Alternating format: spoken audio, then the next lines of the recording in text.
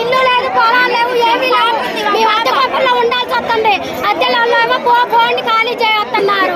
అసలు మాలాంటి వాళ్ళకి ఎప్పుడో ఇల్లు రావాలి, రాకుండా చేశారు ఊరు పెద్ద మనుషులందరూ కలిసి. నాకు పాప ఎంత బతకాలి, ఏం చేయాలి? ఇంకా మీడియా అందరికి చెప్పా కూడా, మీడియాలో కూడా ఇచ్చా కూడా నేను. మమ్మల్ని ఆదుకునే వాళ్ళే లేరు అసలు. నాకు పాప కూడా వికలాంగులు పాప కూడా పుట్టింది. ఆ పాపని ఎట్ట చదువుకోవాలి, ఎట్ట పెంచుకోవాలి, ఎట్ట చేయాలి? మాలాంటి వాళ్ళకి ఇల్లు ఇప్పిద్దామని లేదు అసలు. ఎక్కడికెక్కడ తిరిగా నేను చదువుతాయన్ని కలెక్టర్ ఆఫీస్ కూడా పెట్టాను మీరు అప్లికేషన్, మరి కోదాట మున్సిపల్ ఆఫీస్ లో పెట్టి అప్లికేషన్, మరి సూర్యాపేట జిల్లాలో పెట్టి అప్లికేషన్. అవన్నీ నా కార్ పనులు కూడా ఇప్పుడు తెచ్చాయన్ని చూపిద్దామని తెచ్చాయన్ని. అసలు